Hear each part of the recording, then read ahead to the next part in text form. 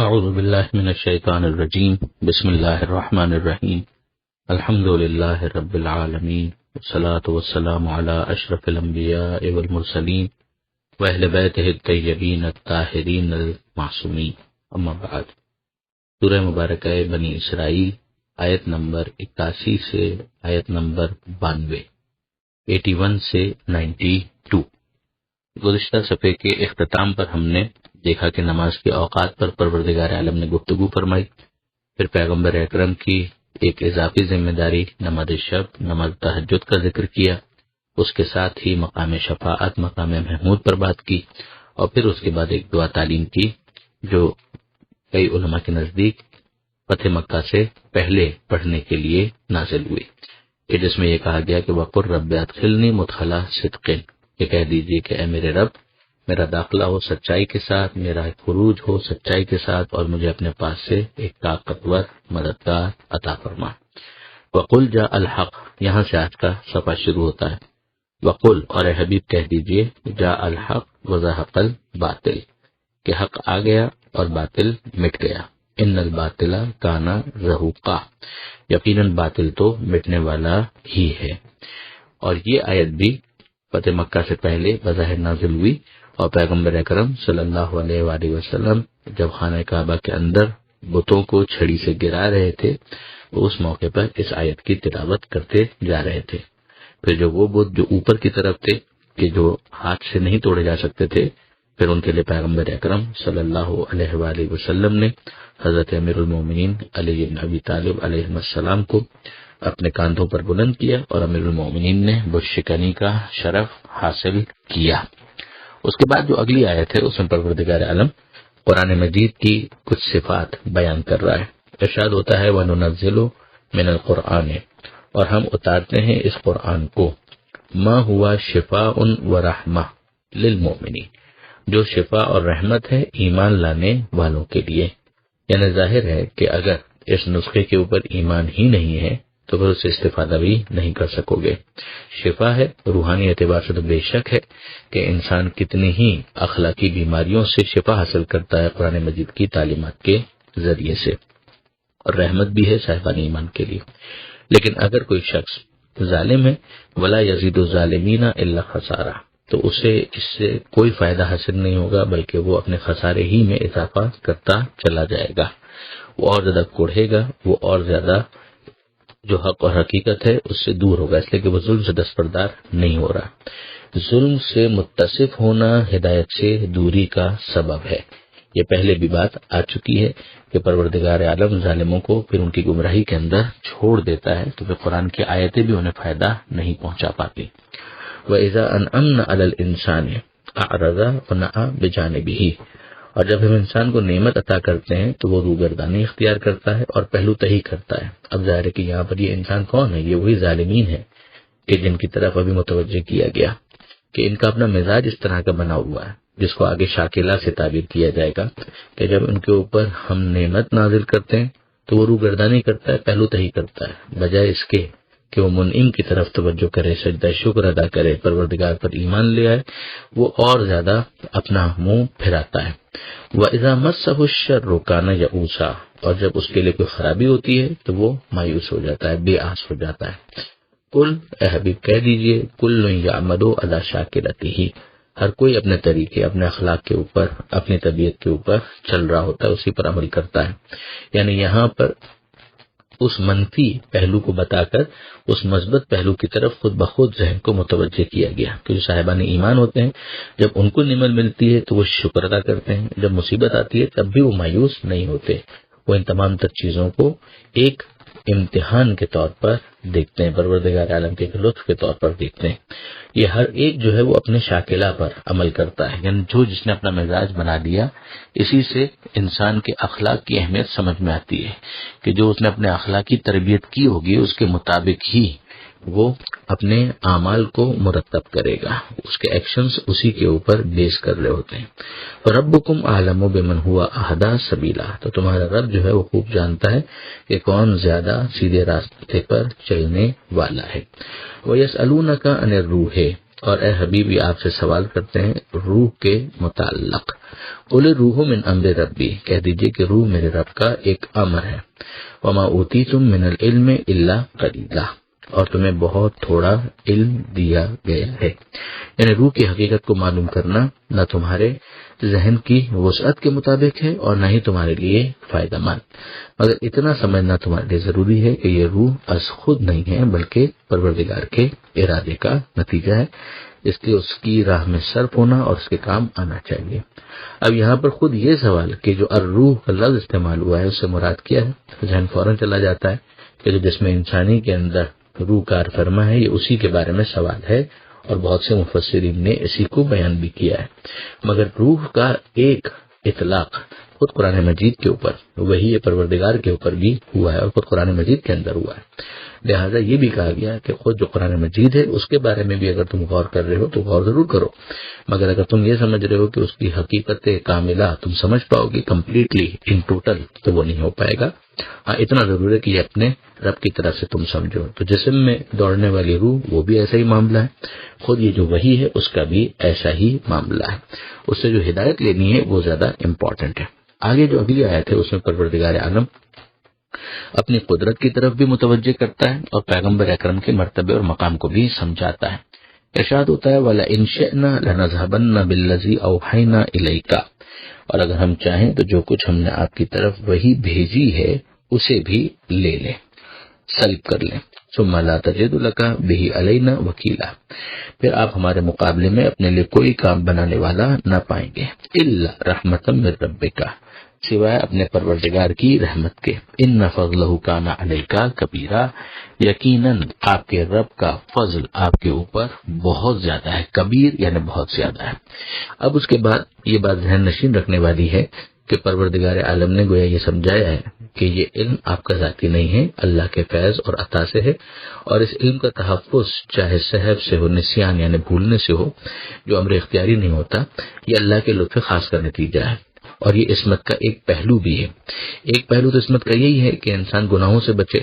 یہ تو ظاہر ہے کہ اس کے اندر انسان کے اختیار کا بہت زیادہ دخل ہے کہ پروردگار عالم نے ایک انسان کو اس بات کا اختیار دیا ہے. اور ایک یہ ہے کہ لطف ربانی خاص کہ جس کے اندر سہو، نسیان، خطا سے بری ہونا، یعنی کہ بائی چانس بھی کوئی مسٹیک نہ ہونے پائے. اور عصمت میں یہ دونوں جو حصے ہیں وہ شامل ہیں. اس لیے بحیثیت مجموعی علماء یہ کہتے ہیں کہ عصمت لطف خاص کا نام ہے، لیکن اس سے پیغمبر کے ارادی کارنامے کی عظمت کو نظر انداز کرنا صحیح نہیں. یہ لطف خاص بھی ہر ایک کی شامل حال نہیں ہوتا. علم الہی میں صلاحیت ظرف کی ضرورت ہوتی ہے، جو سورہ انعام کے اندر پروردگار نے ارشاد فرمایا کہ اللہ اعلم حیث یجعل رسالتہ، کہ اللہ ہی جانتا ہے کہ وہ اپنی رسالت کا منصب کہاں رکھے. یعنی جس کو خدا اہل دیکھتا ہے پروردگار اس صاحب کمال کو اس منصب کے حوالے، اور یہ منصب اس کے حوالے کر دیتا ہے. یہ علامہ سید علی نقوی صاحب نے بہت عمدہ اس کی تشریح فرمائی ہے. پھر اس کے بعد قرآن کی عظمت کو سمجھایا کہ قل ان اجتمعت الانس والجن علی ان یأتوا بمثل هذا القرآن، کہہ دیجیے کہ اگر تمام انسان اور جن جمع ہو جائیں کہ اس قرآن کی مثل بنانا ہے، اس کا جواب لے آئیں، لا یأتون بمثلہ، نہیں لا سکیں گے اس کا جواب، اس کا مثل. وَلَوْ كَانَ بَعْضُهُمْ لِبَعْضٍ ظَهِيرًا، چاہے وہ ایک دوسرے کے مددگار بن جائیں. یہ قرآن مجید پیغمبر اکرم صلی اللہ علیہ وآلہ وسلم کا معجزہ خالدہ ہے، یعنی ایور گرین میریکل ہے. قیامت تک پیغمبر اکرم صلی اللہ علیہ وآلہ وسلم کی رسالت کا اس بات کرتا رہے گا. لہذا اس کا جواب لوگ نہیں لا سکیں گے، ورنہ رسالت کا کوئی ثبوت ہمارے پاس باقی نہیں رہے گا فی زمانہ. پھر اس کے بعد ارشاد ہوتا ہے وَلَقَدْ صَرَّفْنَا لِلنَّاسِ فِي هَذَا الْقُرْآنِ مِنْ كُلِّ مَثَلٍ، کہ ہم نے رخ بدل بدل کر لوگوں کے لیے اس قرآن میں ہر طرح کی مثالیں پیش کر دی ہیں. فَأَبَى أَكْثَرُ النَّاسِ إِلَّا كُفُورًا، مگر لوگوں کی اکثریت سوائے ناشکر پن کے اور کچھ بھی نہیں کرتی، انکار ہی کرتے رہتے ہیں اور ناشکر پن کا ہی مظاہرہ کرتے رہتے ہیں. یہ وہی ظلم کرنے والے کہ جو قرآن مجید سے نہ شفا حاصل کرتے نہ رحمت حاصل کرتے ہیں، بلکہ اس سے ناشکر پن ہی میں اپنا اضافہ کرتے ہیں، اس لیے کہ ان کا انداز یہ ہے، اپنی شاکلہ کے مطابق وہ عمل کرتے ہیں. وقالو، اور انہوں نے کہا لن نؤمن لک، یہاں سے وہ فرمائشی معجزات کی ایک فہرست ہے کہ جو ہمارے سامنے بیان ہو رہی ہے. اس میں سے کچھ اس صفحے پر ہے، کچھ اگلے صفحے پر ہے. تو جو اس صفحے پر ہے ان کی تعداد تقریباً 4 ہے، اور اس کے بعد جو اگلے صفحے پر ہیں وہ 3 ہیں، کل ملا کر یہ 7 مطالبات انہوں نے کیے۔ وقالوا لن نؤمن لك حتى تفجر لنا من الارض ينبوعا، کہ ہم اس وقت تک ایمان نہیں لائیں گے تم پر جب تک تم زمین سے چشمہ جاری نہ کر دو۔ او تکون لك جنۃ من نخیل وعنب، یا تمہارے لیے ایک باغ ہو کھجور کا، انگور کا، فتفجر الانہار خلالها تفجیرا، کہ جس کے درمیان میں سے نہریں پھوٹ پھوٹ کر بہنے لگیں۔ یہ 2 چیزیں ہو گئیں۔ پھر اس کے بعد تیسری چیز، او تسقط السماء، یا آسمان ہم پر گر پڑے، کما زعمت علینا، جیسے تمہارا خیال ہے کہ سفن یہ آسمان ٹوٹ کر ٹکڑے ٹکڑے ہو کر ہم پر گر پڑے۔ او یاتی باللہ والملائکۃ قبیلا، یا تم اللہ اور ملائکہ کو قبیلہ قبیلہ، فوج فوج بنا کر، گروہ گروہ بنا کر ہمارے سامنے لے آؤ۔ یہ 4 مطالبات اس صفحے پر آئے۔ اس کے بعد 3 اور مطالبے ہیں وہ اگلے صفحے پر آئیں گے، کہ تمہارے لیے سونے کا ایک گھر ہو، اسی طریقے سے آسمان کی طرف تم سیڑھی لے کر چڑھ جاؤ، اور اس کے بعد پھر آسمان سے کوئی کتاب ہمارے اوپر نازل ہو کہ جس کو ہم پڑھیں۔ یہ 7 کل مطالبات ہیں جو ان کا جواب دیا گیا، وہ اس پر بھی انشاءاللہ کل بات ہوگی۔ پروردگار عالم سے دعا ہے قرآن پڑھنے، سمجھنے اور عمل کرنے کی توفیق عطا فرما، اور وارث قرآن امام زمانہ کے ظہور میں تعجیل فرما۔ بسم اللہ الرحمن الرحیم۔ سورہ مبارکہ بنی اسرائیل، آیت نمبر 93 سے آیت نمبر 100، 93 سے 100۔ ہم یہ پڑھ چکے کہ پروردگار عالم نے قرآن مجید کی عظمت کا، اس کے معجزہ ہونے کا ذکر فرمایا، اور یہ وہی معجزہ ہے کہ جو معجزہ خالدہ ہے، جو ہمیشہ ہمیشہ کے لیے معجزہ ہے۔ ظاہر ہے کہ مادی معجزات جتنے بھی ہوں گے وہ اسی وقت تک ہوں گے کہ جب ان کو دیکھنے والے آبزرو کر رہے ہیں، ان کے مشاہدے میں ہیں۔ بعض لوگوں کے لیے تو یہ بھی ایک رپورٹ کی حیثیت رکھتا ہے کہ جو اگر خبر متواتر کے ذریعے ان تک پہنچے تو یقیناً وہ یقین کا باعث ہوگی، ورنہ ان کے لیے وہ ایک زن آور یا کنجیکچر کی حد تک ہوگا معاملہ۔ اور قرآن مجید تو ہمیشہ ہمیشہ کے لیے معجزہ ہے، لہٰذا جنوں اور انسانوں کو بار بار دعوت دی گئی۔ یہاں پر بھی ہم نے دیکھا کہ اس جیسا قرآن بنا کر لے آؤ اور ایک دوسرے کی مدد کرو، نہیں کر سکو گے۔ پھر اس کے بعد قرآن مجید کی جو عظمت کے پہلو ہیں ان میں سے ایک کو بیان کیا گیا کہ اس میں ہم نے لوگوں کے لیے طرح طرح کی مثالیں پیش کر دی ہیں۔ مگر پھر کفار اور مشرکین نے جو مطالبہ کیا تھا، جو من پسند فرمائشی معجزات کا، اس میں سے ایک فہرست ہمارے سامنے بیان کی گئی کہ رسول سے یہ کہا جا رہا ہے کہ آپ زمین سے چشمہ جاری کروا دیں، یا آپ کے لیے ایک باغ ہو کہ جس کے اندر کھجور کے درخت ہو، انگور ہو، اور وہاں سے پھر نہریں پھوٹ پھوٹ کر بہنے لگے، یا آسمان ہی کو ہمارے اوپر ٹکڑے ٹکڑے کر کے گرا دیا جائے، یا اللہ اور ملائکہ کو فوج بنا کر، گروہ بنا کر ہمارے سامنے پیش کر دیا جائے۔ یہ 4 وہ مطالبے تھے جو گزشتہ صفحے پر ہم نے دیکھے۔ وہی سلسلہ آگے بڑھتا ہے اور ارشاد ہوتا ہے او یکون لک بیت من زخرف، یا تمہارے لیے ہو ایک سونے کا گھر، او ترقی فی السماء، یا تم آسمان پر چڑھ جاؤ، ولن نؤمن لرقیک، اور تمہارے آسمان پر چڑھ جانے پر بھی ہم ایمان نہیں لائیں گے، حتی تنزل علینا کتابا نقرأہ، یہاں تک کہ آپ ہمارے لیے کوئی کتاب لے آئیں، لکھی ہوئی کتاب کہ جس کو ہم پڑھیں۔ قل، اے حبیب کہہ دیجئے، سبحان ربی، میرا رب بے عیب ہے، هل كنت الا بشر رسولا، کہ میں ایک بشر کے علاوہ بھی کچھ ہوں کہ جس کو رسول بنا کر بھیجا گیا ہے۔ یعنی میرا کام جو ہے وہ یہ نہیں ہے کہ میں خدا کے ساتھ شریک ہوں اور تمہارے من پسند معجزات جو ہیں وہ تمہارے سامنے پیش کرنا شروع کر دوں۔ ما کان لرسول ان یأتی بآیۃ الا باذن اللہ، کوئی بھی رسول جب تک اذن پروردگار نہ ہو تب تک وہ کوئی معجزہ نہیں دکھا سکتا، نہ وہ دکھائے گا۔ معجزہ کوئی تماشا نہیں ہے، بلکہ معجزہ اس عمل کا نام ہے کہ جس کے ذریعے سے جسٹیفائی کیا جا سکے کہ یہ شخص جو دعویٰ کر رہا ہے الہی نمائندگی کا، یہ دعویٰ بالکل درست ہے، یہ غلط دعویٰ نہیں ہے۔ پیغمبر اکرم نے قرآن مجید کو بطور معجزہ پیش کیا، اور پیغمبر اکرم کے اس کے علاوہ بھی اتنے معجزات آ گئے کہ جس سے اطمینان اور یقین کرنے والے کے لیے یقین حاصل کرنا آسان ہو جائے۔ خود اس سورہ کا آغاز ہوا ہے معراج کے معجزے کے ذکر سے، تو یہ تمام تر چیزیں سیٹسفائی کرنے کے لیے بہت کافی ہیں۔ لیکن اگر ایک شخص صرف تمسخر کرنے کے لیے، مذاق اڑانے کے لیے، یا بات سے بات نکالنے کے لیے معجزات کا مطالبہ کرتا رہے تو یہ غیر سنجیدہ مطالبات ہیں۔ اگر یہ سارے مطالبات پورے بھی کر دیے جائیں اور پھر اس کے بعد ایک فہرست رکھ دی جائے کہ اب ان معجزات کو پورا کر کے دکھائیے، جیسے کہ ہم یہاں پہ دیکھ بھی رہے ہیں، خود اسی فہرست میں جو مطالبات کیے گئے ان میں کیا ہے، آسمان پر آپ چڑھ جائیں، پہلے یہ کہا گیا، ساتھ ہی ساتھ یہ بھی کہہ دیا گا پھر بھی ہم ایمان نہیں لائیں گے اگر آسمان پر آپ کو چڑھتا ہوا بھی دیکھ لیں، مگر یہ کہ آپ وہاں سے پھر کوئی تحریری کتاب لے کر آ جائیے جس کو ہم مطالعہ کریں، جس کو ہم پڑھیں۔ تو جو حجت تمام کرنے کے لیے جتنے معجزات ضروری تھے وہ دکھا دیے گئے اور قرآن معجزہ خالدہ کے عنوان سے پیش کر دیا گیا۔ آگے پھر پروردگار فرماتا ہے وَمَا مَنَعَ النَّاسَ أَن يُؤْمِنُوا إِذْ جَاءَهُمُ الْهُدَىٰ إِلَّا أَن قَالُوا أَبْعَثَ اللَّهُ بَشَرًا رَسُولًا، لوگوں کو نہیں روکا ایمان لانے سے جب ان کے پاس ہدایت آئی، مگر یہ کہ انہوں نے اعتراض کیا کہ کیا اللہ نے ایک انسان کو رسول بنایا ہے؟ یعنی آپ غور فرمائیے تو ہمیں محسوس ہی ہوتا ہے کہ ان لوگوں نے انکار رسالت کیا ہے بربنائے بشریت، کہ اگر ایک شخص رسول ہے تو بشر کو رسول کیسے بنایا جا سکتا ہے؟ اور پھر اس کے بعد ہم دیکھتے ہیں کہ بعض سادہ لو مسلمان ہی جوش محبت میں مگر یہ کہنے لگتے ہیں کہ اگر وہ رسول ہیں تو پھر بشر نہیں ہو سکتے۔ یعنی ایک طرف ہم دیکھتے ہیں کافروں کا اعتراض کہ اگر بشر ہیں تو پھر رسول نہیں ہو سکتے، اور دوسری طرف یہ ہے کہ رسول ہیں تو پھر بشر نہیں ہے۔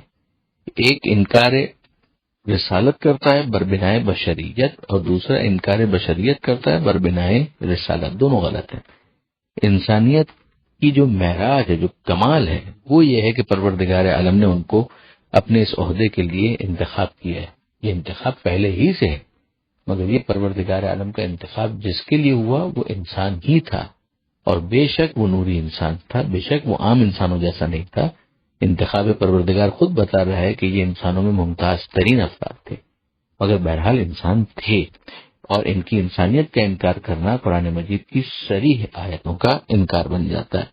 لہذا دونوں چیزیں غلط ہیں۔ یہ کہہ دینا کہ بالکل ہم جیسے بشر تھے یہ غلط ہے، لیکن یہ ہے کہ بہرحال ہم سے بہت بہتر، بہت برتر، بہت اعلیٰ، بہت بڑھ کر اور نوری بشر تھے، پروردگار عالم نے ان کو منتخب کیا تھا۔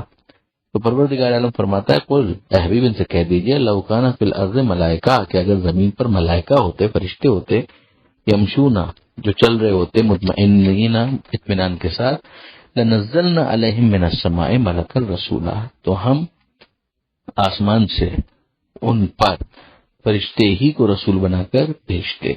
یعنی پھر ظاہر ہے کہ ملائکہ کے لیے ملک یا فرشتوں ہی میں سے کوئی رسول ہو سکتا تھا جو ان کے لیے رول ماڈل بن سکے، مگر جب انسانوں کی بات آئے گی تو کسی انسان ہی کو جو بہت اعلیٰ ہوگا رسول بنایا جائے گا تاکہ وہ ان کے لیے نمونہ عمل بن سکے، کیونکہ اس کو صرف قاصد نہیں بننا ہے، اسے صرف خط ڈیلیور نہیں کرنا ہے، بلکہ اس کو ان کے لیے مرشد، رہنما بننا ہے۔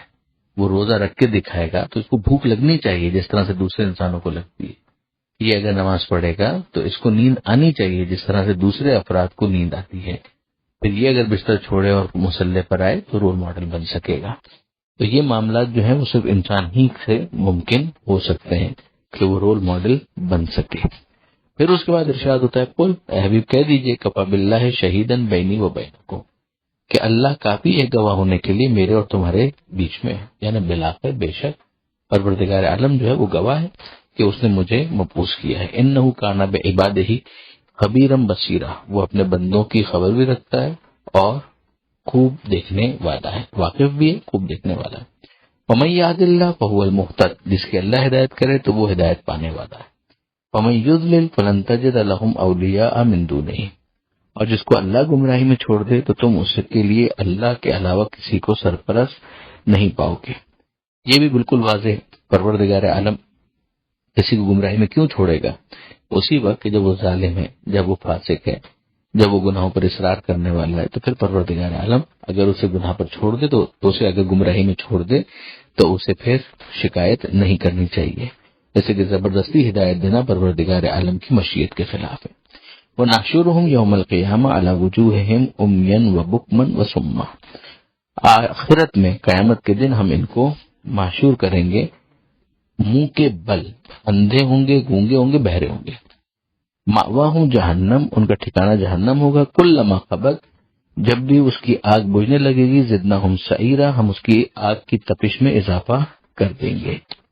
یہ سارا عذاب ان کے اوپر کیوں ہوگا؟ ذالک جزاؤہم بانہم کفروا بآیاتنا، یہ سزا ہے ان کی اس لیے کہ انہوں نے ہماری نشانیوں کا انکار کیا، اس کا کفران کیا، اس کو جھٹلا دیا۔ وقالو، اور وہ کہنے لگے، اذا كنا عظاما ورفاتا، کہ جب ہم ہڈیاں ہو جائیں گے، ہمارے اجزاء بکھر جائیں گے، انا لمبعوثون خلقا جدیدا، تو کیا واپس سے ہمیں اثر نو پیدا کر کے اٹھایا جائے گا؟ اولم یرو، کیا ان لوگوں نے نہیں دیکھا، ان اللہ الذی خلق السماوات والارض، کہ اللہ ہی وہ ہے کہ جس نے آسمانوں کو پیدا کیا اور زمین کو پیدا کیا، قادر، وہ اللہ قادر ہے، علی ان یخلق مثلہم، کہ وہ ان جیسوں کو واپس سے زندہ کر دے، وجعل لہم اجلا لا ریب فیہ، اور اسی نے ان کے لیے ایک مدت مقرر کی ہے جس میں کوئی شک نہیں، فابى الظالمون الا کفورا، تو ظالم لوگ انکار کے سوا کچھ نہیں مانتے، یعنی وہ اپنے انکار ہی میں لگے ہوئے ہیں، انہوں نے اپنے انکار ہی کو اپنا شعار بنایا ہوا ہے۔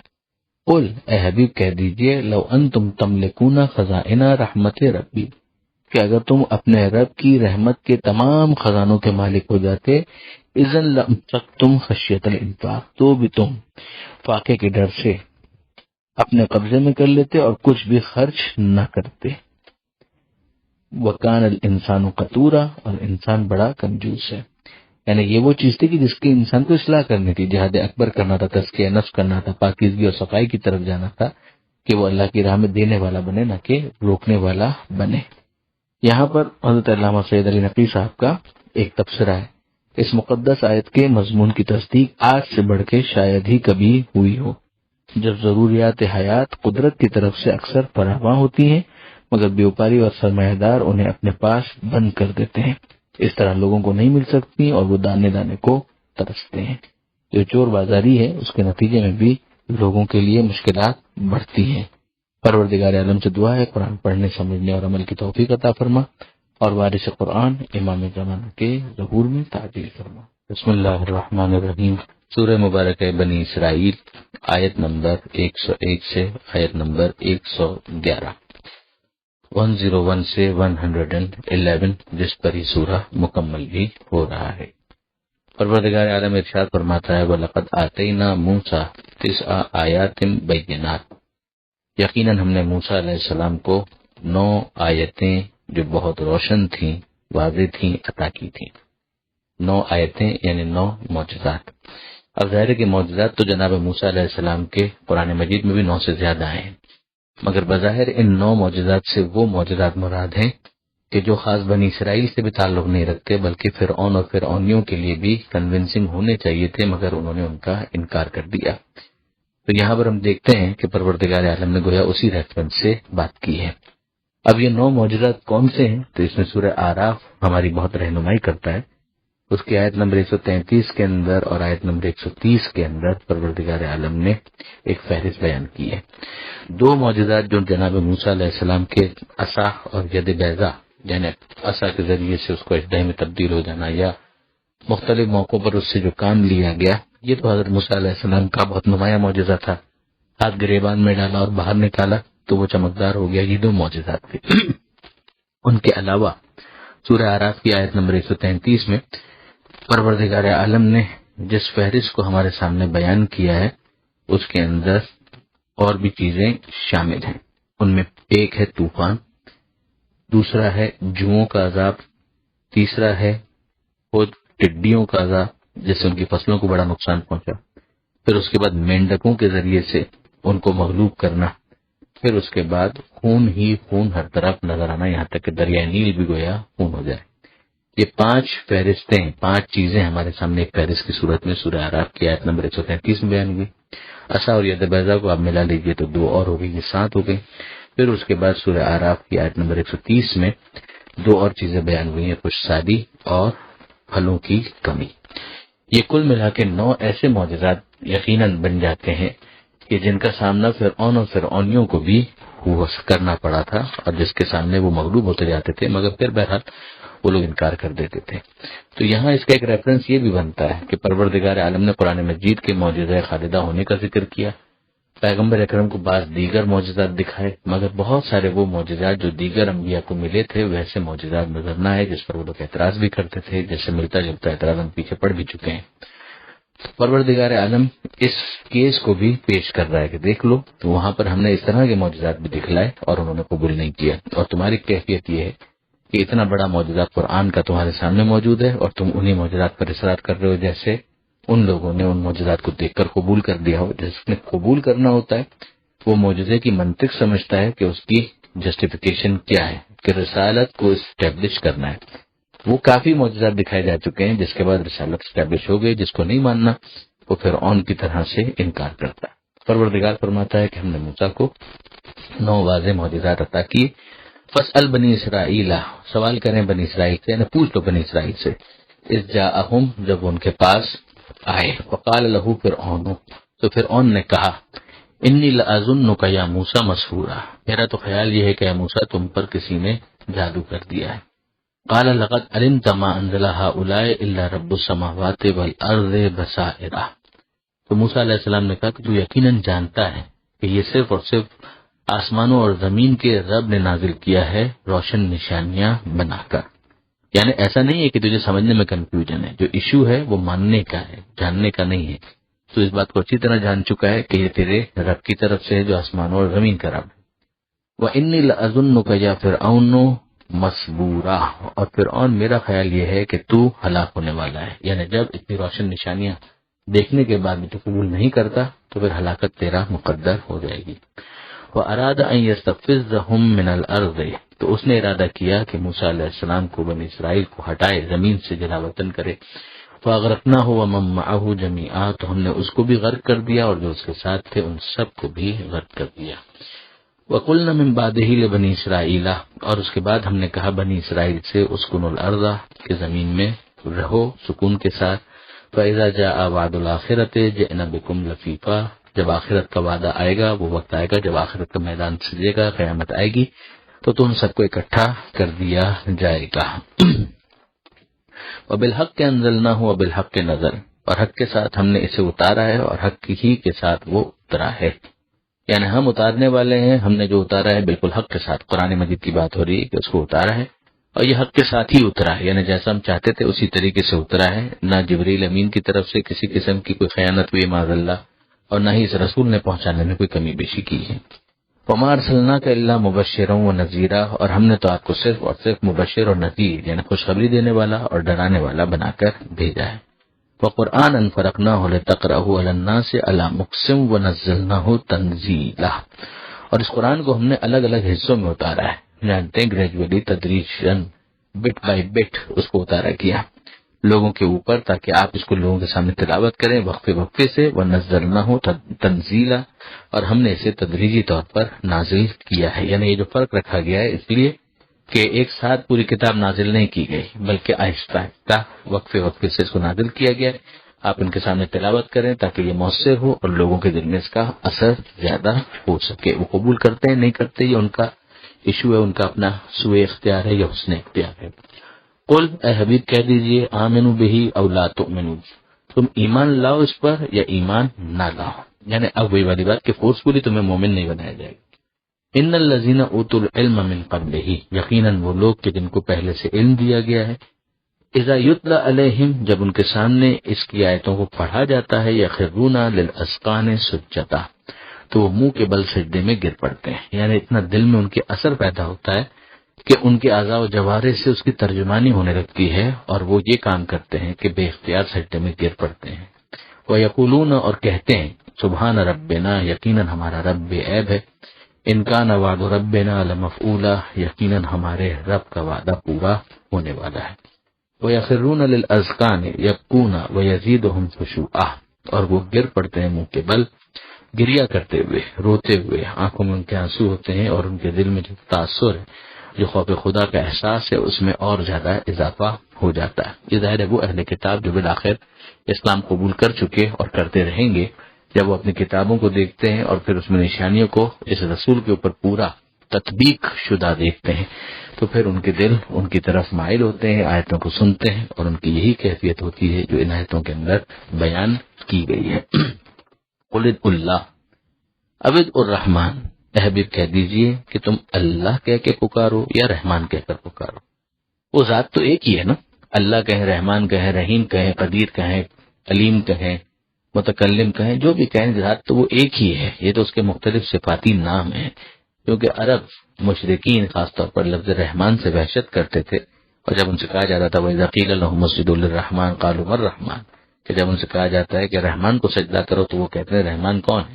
تو یہاں پروردگار عالم نے اسی بات کو سمجھایا کہ حبیب ان کو کہہ دیجئے تم اللہ کہہ کر پکارو یا رحمان کہہ کر پکارو، اَيًّا مَا تَدْعُوا فَلَهُ الْأَسْمَاءُ الْحُسْنَى، جس طرح سے بھی تم پکارو سب اچھے نام اسی کے لیے، یعنی سب کمال اور صفات ایسی کہ جو اس کے شان شان ہے وہ اس کے لیے ہیں.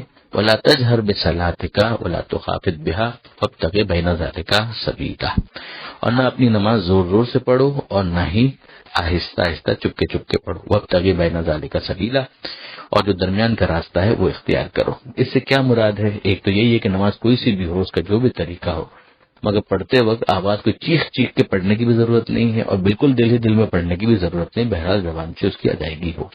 اور پھر دوسرا پہلو وہ ہے کہ جس کی بنیاد پر نمازوں کی تقسیم ہوتی ہے جہری اور اخفاقی.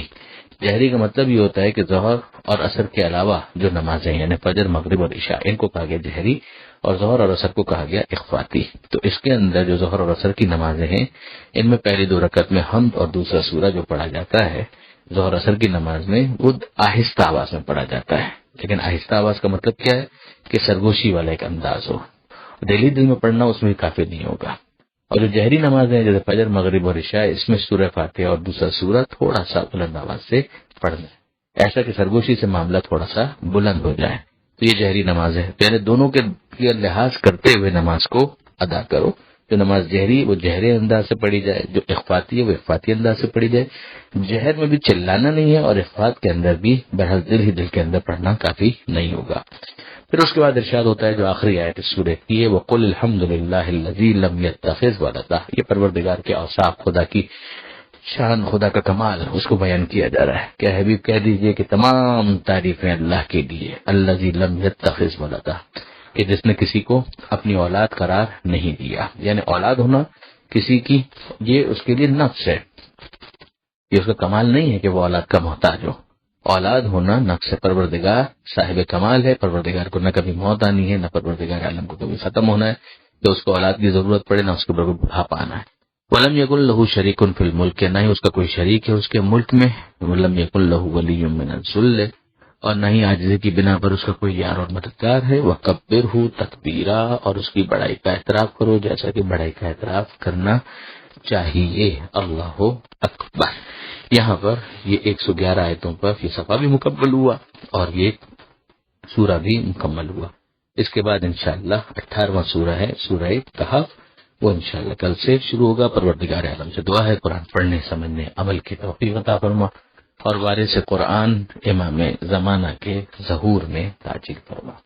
وآخر دعوانا ان الحمد للہ رب العالمین، والسلام علیکم ورحمۃ اللہ وبرکاتہ.